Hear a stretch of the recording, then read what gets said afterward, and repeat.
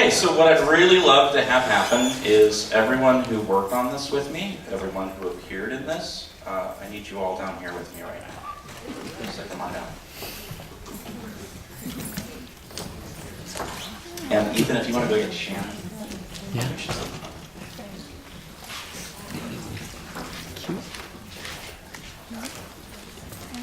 Okay.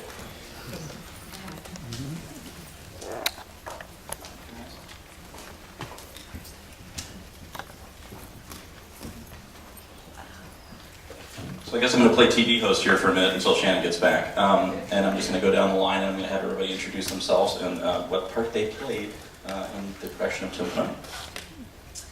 Hey, it's Dave Tympanum, and I played the part of Merum. Nicely, by the way. And I'm Nicole Zanzarella, and I played Lilith. I'm Bobby Pray, and I played September. I'm Kevin Croxton, and I play music. I'm Sloan, re-recording mixer and sound editor. Patrick Horvath, I was one of the camera operators and gaffers. I am Greg Hadwick. I was one of the many cycling shooters and camera operators on the lovely movie. Nathan Hacker. Okay, so Shannon here, the lovely Shannon, will be happy to take questions from the audience with her miraculous wireless mic. Shannon Porter is my fiance. Hello. Hello. And like the co-producer of the movie. Oh, sorry. Wow. I didn't introduce myself. Of course, it's probably because my name's on it 13 times. So does anybody have any questions about what the heck they just saw? I have a question.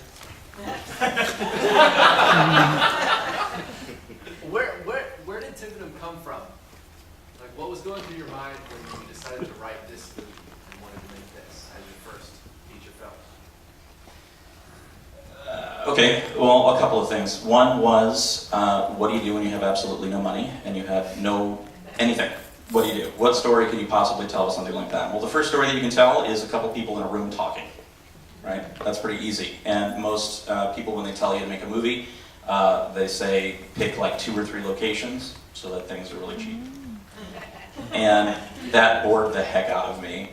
And I thought, well, what if there was some sort of supernatural element to whatever that story was? And when Shannon and I first moved into our newest apartment, when we moved in, I noticed that there was that ginormous, ridiculous closet at the base of the stairs, and I thought Harry Potter might be in there. I didn't know what it was.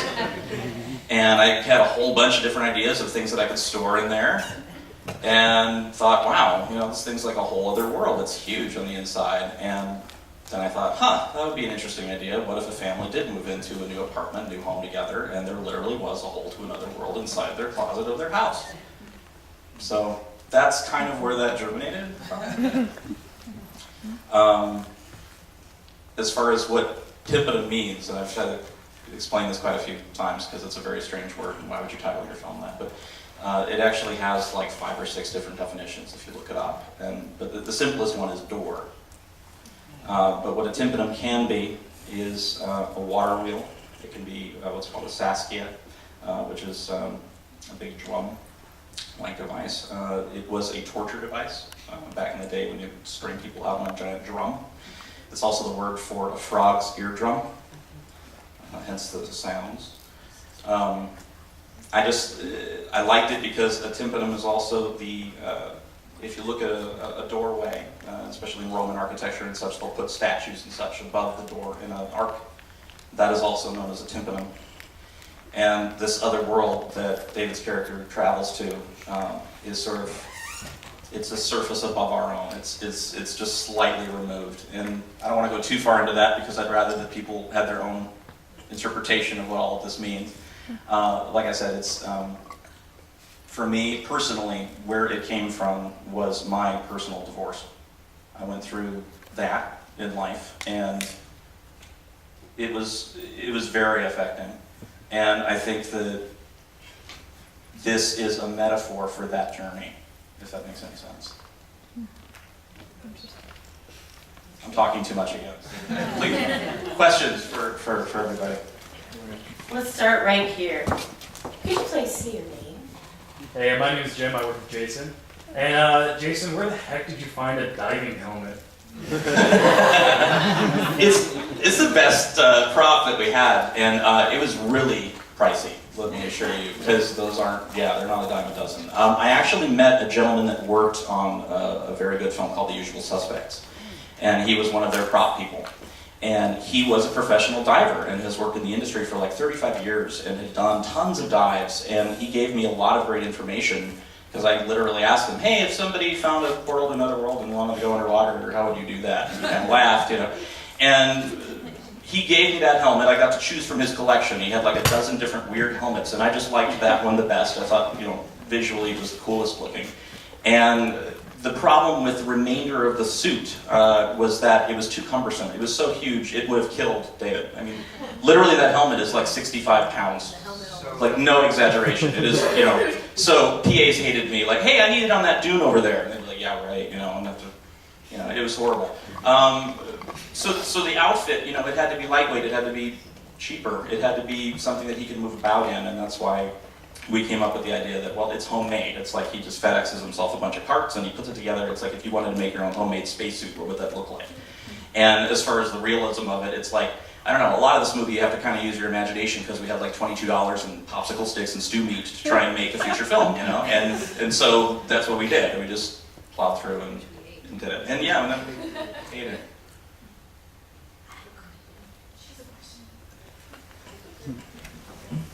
I'm coming. You can probably yell it out. I bet we can probably hear it. Your actors and actors are so professional, so good. Where did you find them, and what other shows are they in, or movies?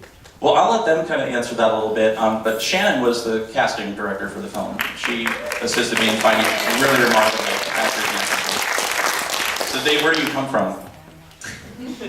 It's a long answer, but the way that I got connected to Jason was there's a crazy bastard I know named John Salcido, and we've done and we've worked together for like 8 years now, and he told me that this friend of his, Jason, had this movie. He said Jason's vision is unique, and then I met Jason and I heard about what he wanted to do, and it sounded like a lot of fun.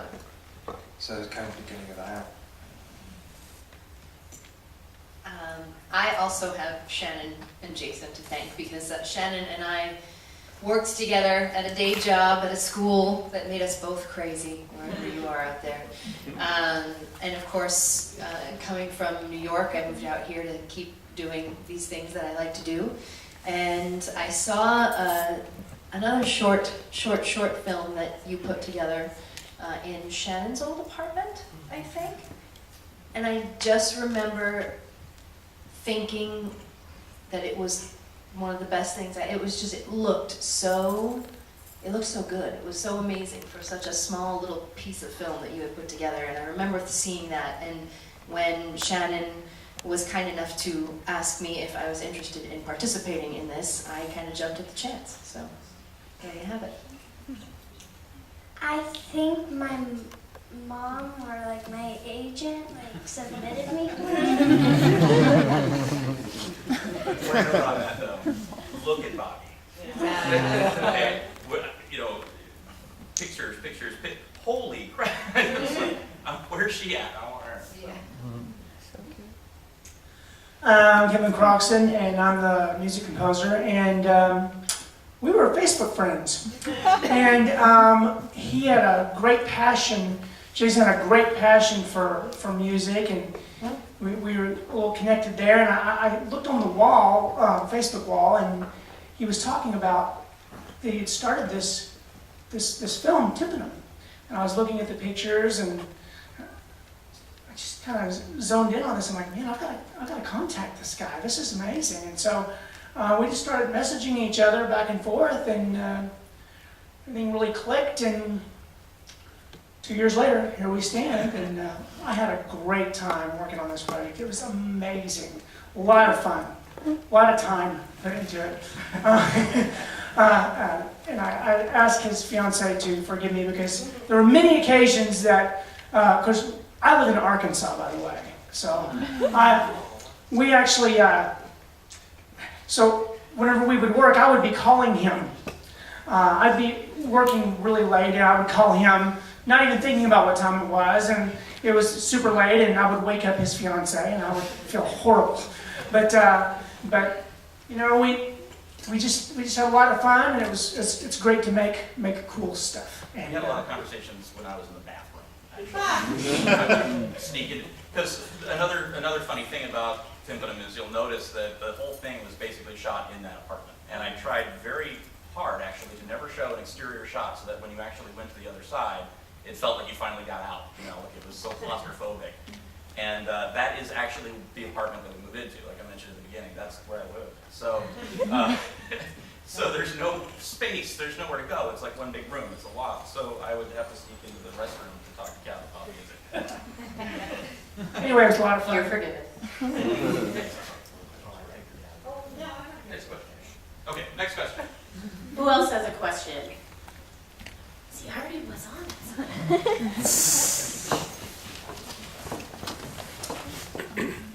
My name is Mark Fabro. I work with Jason. I just want to say congratulations on a great film. It's put together amazing, and the music was amazing as well, and performances were great. Question I have, you're talking about it being a metaphor for divorce and so forth. I see it's one man's journey through, you know, his own personal hell or something along those lines. I'm just curious, this had inspirations from Poltergeist. I felt the video game Myst for some reason. Yes. I don't know why. Well, can you explain? Because I'm a nerd, my wife says. But beyond that, I just want to know what the inspiration was for that huge thing in the secondary world. Yeah.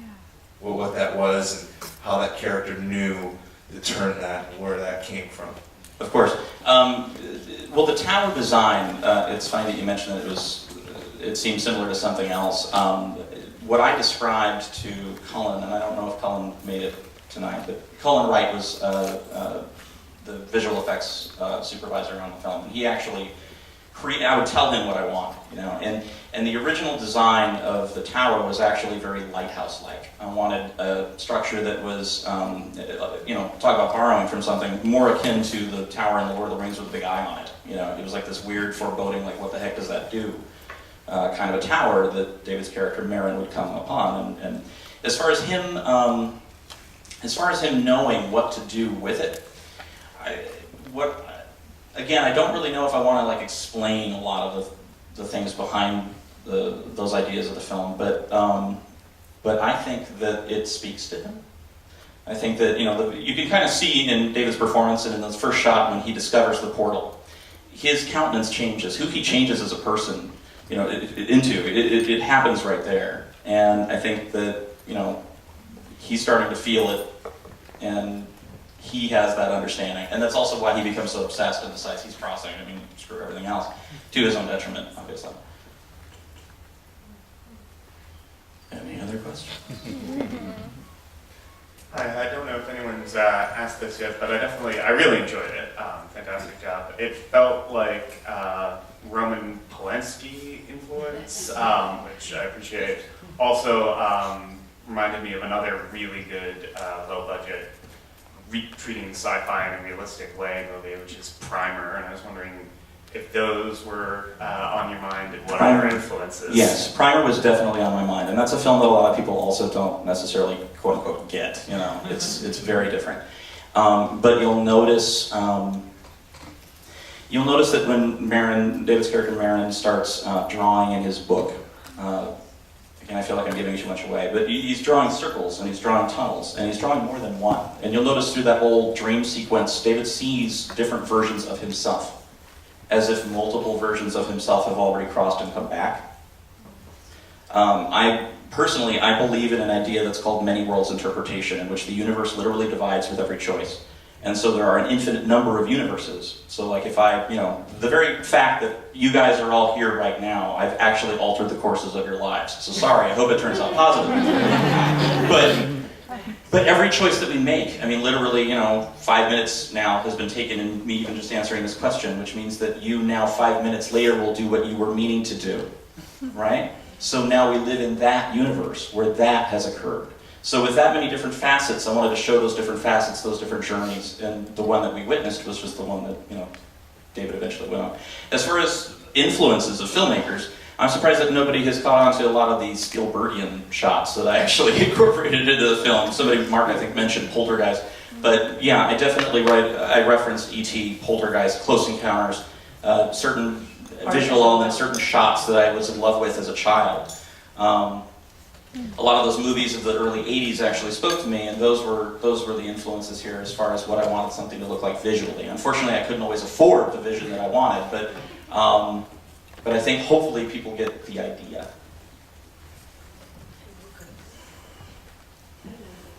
Yes, ma'am, could you please introduce yourself?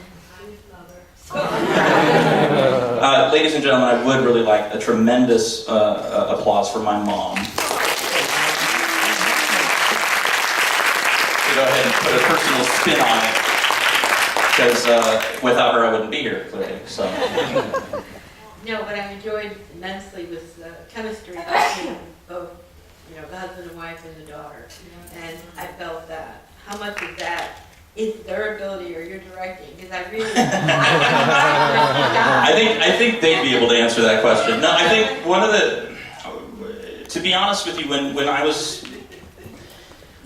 had a hell of a time directing this film, because clearly, how do you even describe this? And how do you describe what's happening in a scene and block it? You know, David, you're going to approach a closet and you're going to reach forward and you're going to touch something that's not there and pretend that it's like, wow, really awesome. You know, I mean, right? So it's really a testament to their acting ability, and I'll tell you why. I had about a 74-page scriptment, is what I called it. It was not a traditional script. It was literally just like shot lists, but with additional information. Dialogue was mostly missing. And the reason for that is I can't write dialogue for crap. Okay? So I would think that, hopefully you think maybe I'm more of a visual filmmaker than a narrative one. And so that's why I turned to Shannon, who's a very gifted writer, to assist me with some of the story. But what I would do is I would turn things over to them. It was like, look, this is the situation, crawl your way out of it. I would describe for them how they were feeling, what their motivations were, what was going on in the situation of that day. And then they would come up with the dialogue based on those ideas. And in doing so, it was an absolute bitch to edit. But I feel that it lent credibility and realism to what it was that they portrayed. It was like they weren't acting anymore. If I fed them lines, they'd be like, well, did you pick up the eggs at the store? Yes, honey, I did. It's horrible. But if I gave them the feeling of things, they would be able to express that. And I think that really speaks volumes to how gifted these actors are. And I highly encourage anybody out there who's producing anything to please hire these three to appear in your motion picture as well, because they're phenomenal to work with.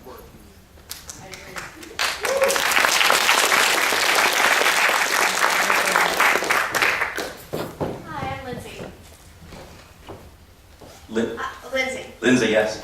And I have a question for the actors. So I did notice the emergence of this dark side that comes out in Marin. And I was wondering how Lilith saw that as a character, but also how it was motivated from within Marin, and then how you as a director felt that it played a part. So all of those kind of different perspectives of that dark side. That's a fascinating question. And it's interesting, I think, to kind of put it in the perspective of that metaphor for divorce. Not that it has to be necessarily that kind of a harsh thing, but everything, I think we all have that dark side in us somewhere, whether you're here in LA for whatever reason you're here. LA can be a tricky town, or life can get hard, or marriage can get tough, or raising a kid, or a dog for that matter, because that's all I have. And so maybe just kind of picking up on however that, because we were working both with ideas from Jason, but also some of our own thoughts or, deep dark secrets where things come from in those situations. You just kind of take what you can pull from real life, or just understanding different sides of, you know, each person individually, and sometimes they're dark and sometimes they're bright and happy, and you know, and sometimes as husband and wife you're in it together and you're on the opposite sides of it sometimes. So it's kind of just navigating through that, and you know, both knowing what it's like to feel alone when you're that person's kind of scared, and also what it must be like for what your partner is going through in those moments. So that was some of the stuff that I got a chance to play with.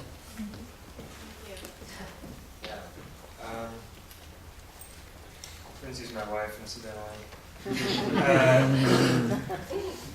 That was one of the most fun things, because I feel, since we were kind of creating as we were going along, it made things really exciting, and I don't know, just something clicked there. You know, like this guy's just, his world's kind of closing in on him, and he has maybe this opportunity, or this one chance to, I don't know, do something else. And I feel like that can mean a lot of different things. And I feel like, unless I'm mistaken, most people, I think, have something like that happen. You know, maybe it's growing up or leaving home, I don't know. But it was fun. It was a lot of fun to play. And the way that we did it, you know, where Jason was saying, he'd give us the situations. He was like, this is where I want you guys to be, and this is where I want you guys to go. And then one of the positive things of being a low-budget movie and shooting on video was you can do, I mean, we didn't do it a million takes, but you can do 2 or 3 takes and try different things. And that was huge. And that makes things so much fun. If I can, I'd like to address a little bit of that actually, because yeah, the technical aspect of this, right now there's a big emergence in digital filmmaking, as I'm sure many of you guys are aware, and what we utilized were the Canon series of digital SLRs, and so my camera operators down there, they're very familiar with many different cameras. But with the 5D, the 7D, you know, what ends up happening is you blow focus on like nearly every shot. If somebody walks, you're screwed. You know, if you move the camera, you're screwed. So you have to like really go back to film school as far as like setting up shots. So we had to tape down markers. We'd have to plan everything through. We have to express, you know, we block everything out. Like, okay, you walk from here to here, stop here, you know, because otherwise it's not going to happen.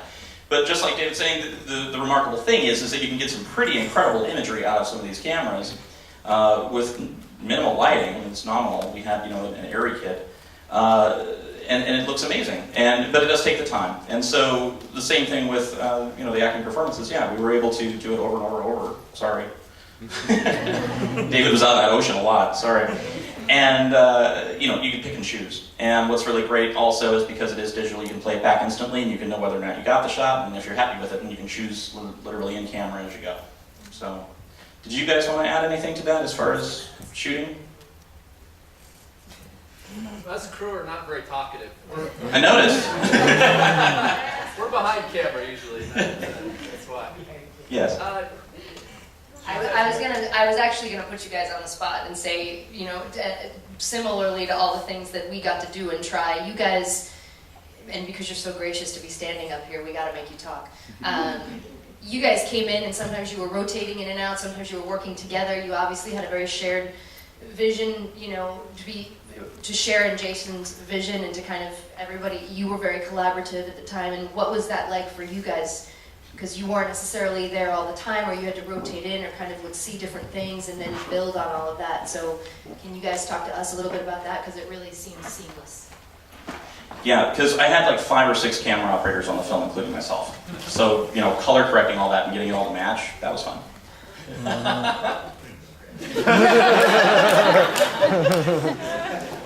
Who color corrected it? Good job. That totally is the reason it works. Yeah. Yeah, like, hands down. Because it was scary coming in and like having not been there for 2 months. And it's like, can you shoot tomorrow? And then trying to watch dailies from someone else and going like, how did they do this? Like, what did they do? I don't know. Make it look like theirs. What camera do they use? Make it look like theirs. Alright. started shooting, Nathan, you were there on our like first day or something. I think this was the tennis balls, the scene that got cut. Yeah. And that kind of set the feel for the majority of the movie, I think, just from there, how the mood of the lighting, the color, and all of that. And from there, everybody just kind of tried to mimic it. And mostly unsuccessfully, I would say. So the color correction did wonders. I've seen the raw footage, and none of that looks the same. So you did a good job. As far as editing it together, a lot of those scenes too were just from availability of actors are literally months apart from one cut to the other in the same scene. And that's a testament to filmmaking right there. So I want to touch on that too. You mentioned, okay, don't know that. I don't know if people can hear me. I'm pretty loud. But you'll notice when Marin crosses and Marin and Lilith kiss, right? Thank you. That was shot literally almost a year apart from their reverses. And you would never have known that. I shouldn't have said anything. When Bobby came into the kitchen and wanted to show her parents her drawings, that was literally shot like 4 or 5 months after we had first started shooting with Bobby. She had actually grown. Yeah. She's a child, so she's already grown again, you know. So continuity-wise, it's like, how come your kid's 4 inches taller all of a sudden in one shot? That you know. So it became a very like, how do I be creative and shoot it so that you can't tell kind of a situation, and we had to struggle with that a lot because literally this was shot over the course of like 32 days. But 32 days covering consecutive weekends over the course of a couple years with a couple months off in between here and there, depending on people's availability. And you know, thank you very much for what you said about the color correction, but it wasn't just color correction, it was the edit, it was like all these different things. You had to really just keep at it in order to make sure that it was finished. So I'm just happy that, you know, we have a product after all of that work. That scene you were talking about, I liked what you told me, that when you cut to David, he has a cold, and then when you cut back to Nicole, it's like a year later. The first time we shot the kiss, yeah, that's right, and I felt horrible. The first time we shot the kiss, David, you had like the flu or something. You were like really sick. Did I have it or did she? No, you had it the first time. And then literally like 6 months or a year later when we shot her reverse, she was the one that was sick. So they both had to kiss each other when sick, only at opposite times. Jason just pushes through stuff like that, right? What about I'm sorry you're sick, here's a Hall's smooch. You know? They're gonna get the flu. I know. I just need this one take. Okay, that was great. Just one more take. I'm so sorry. You can tell that I work in reality television. And now can you go in a pool? We made him go in a very cold pool while he was sick. Yeah. Is that a production secret? I don't know how we're doing on time, but I want to be mindful to that. But are there any other questions for I have one easy question. Hi, Jason. Good job. Wondering where you're taking the film from here. You know, that's an absolutely wonderful question, and I thank you for asking that. Here's what's funny about this. When obviously I had some form of imagination, but I never really imagined what I was going to do after I made this. It was like, I didn't really care. I know that sounds really strange, but for me, it was like, I just want to make a film. I don't even care what it's about. I want to make something. And you know what? When I'm done making that, I want to make another. And then I want to make another. And I want to make another one. Shannon, bless her heart, she has a really interesting saying that she gives me all the time. She says, just make a lot of pots. It doesn't matter how good the pot is, because over time, you'll make a really amazing pot. But the idea, like in pottery. I know it's Hollywood. Anyway, but, so you just keep doing it. And I feel pretty strongly that if you do go back and you watch like some of the shorts that I did as a kid, or even as a young adult, and it's just friends of mine in my backyard. Now I've at least upgraded. It's friends of mine in my apartment. But it's like, each one has successfully gotten better, in succession, and it's a learning experience. So I feel like this is the best thing I've ever done. For now, and then 2 or 3 down the line, it'll something even more amazing will happen. I think we're going to try for the festival circuit, and there's already some people that do want to see it that are names that want to see it. So I was like, all right, cool. So they want to talk to me about it already. So we'll see.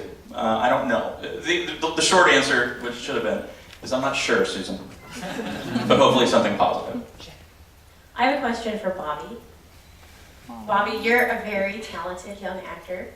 I think I have video over.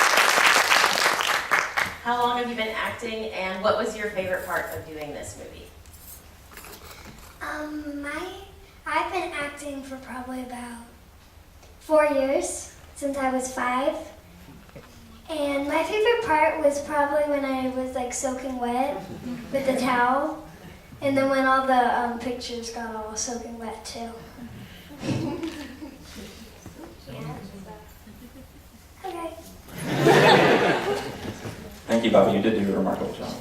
Oh, we have another question back here. My name's Nicole. Congratulations, Jason. That was wonderful. We're so glad we got to be here. Thank you. I was just wondering, because you seem to really love filmmaking and everything about it, was there, when you were younger, like a particular movie or a particular person that has inspired you to want to do this for a living? Like, how did you know that? Very much so. When I say that this movie is a metaphor for divorce, it's also a metaphor for the divorce of my own parents. And Mom, I'm sorry to go into this in front of a bunch of people in front of you, but it's the truth.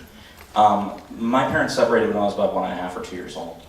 So, and to be honest, I nearly pretty much never saw my father again. And when I was a kid, my parents showed me a movie called Willy Wonka and the Chocolate Factory. And I wanted to go there. I wanted to go there desperately because they had giant tubes of chocolate and like a chocolate lake and a boat you can get in on the chocolate, and the dude like would jump around and give you candy and you can hang out with him, and he was incredibly nice and he'd let you ride on his elevator and gave you hugs and whatever, right? So I thought, yeah, take me there, please. And I asked my parents to take me there. And you know what my parents said? We're going. And I said, holy crap, right? Well, I didn't really, I was 2.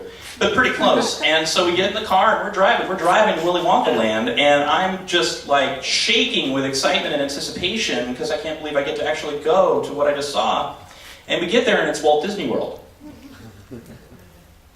Now, say what you will about Disney World, but I was disappointed.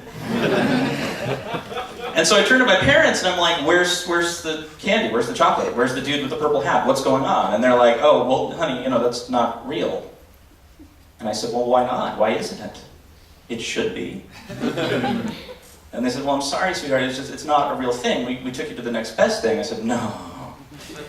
I want Willy Wonka World. And they said, well, it simply doesn't exist, sweetheart. This is the best we could do. And I said, okay, no worries. I'll make it myself. And that was the start of it. And I wanted to create worlds. I wanted to create things. I wanted to see what I wanted to see and make it real. When I was a child, I loved Legos. You know, because you can take anything and you can make anything out of Legos, right? A wonderful thing for your imagination. So parents out there, please buy your children Legos. Just buy a crap load of those things. Because it forces you to imagine.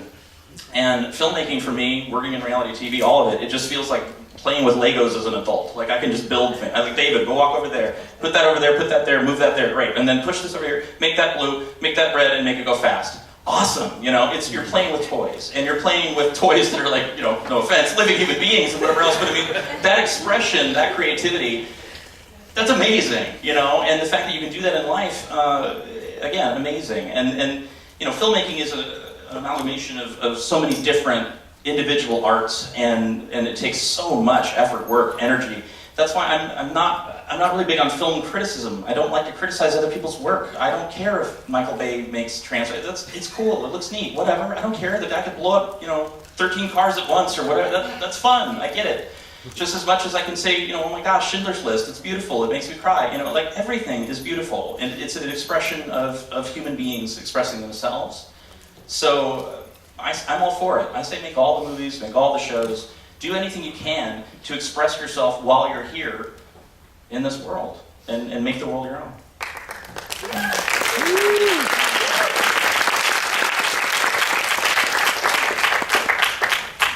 Sorry, that was a really long answer. I think we have time for maybe one more question. Anyone have a dying question? While you think about that, I'd like to take this opportunity to welcome you to join us after the show, first in the lobby for a few minutes, and then after that we are going to a wine and cheese bar called Mignon. I don't have the address on me, but I'll bet Jason can tell you, or I can tell you, he can tell me, and then I'll tell you. We'll Google it. Yeah. So yes, we'd love it if you would join us and keep the party going. And have a couple drinks and then tell us what you really think. All right. One more question. Anyone else have a question? Yes. You want to be loud or do you want me to come to you? I think I can be loud. Good job, guys. I'm Gabe. I wanted to know what made you choose water as the other side of the portal. Do you remember the film Contact? Yeah. I read the book and I still didn't like the ending of that film. But the thing that did strike me about it was like on the beach, in this alien world, and I liked the water motif. And I thought that another reason that I liked it was something that I could control and would be very inexpensive. So you'll notice there were many shots where it was like people were coming upon like strange little water puddles that were still like moving, like something had just been there, you know. It's like that's not too hard to do. And that's one of the fun things about filmmaking, again, is that you can make something pretty simple into something more through the addition of exceptional lighting, like I had from my camera operators, the exceptional music that I had from Kevin, the exceptional acting that I had from my actors. All of a sudden, something that's very simple can be, what is that? Even though it's just a puddle of water. And that's something that I really enjoy about the process, and thankfully I had very talented people along for the ride to give that to me. Anything else? Yeah, I was just going to say thank you so much to all of you for coming here. And it's been my sincere pleasure. Thank you. And if I can, while I have all of these folks here, can you please give all of these folks a tremendous round of applause? And Matt Weiss, I know you're here. Why aren't you down here?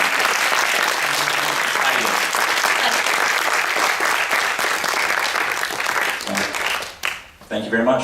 I dropped the mic.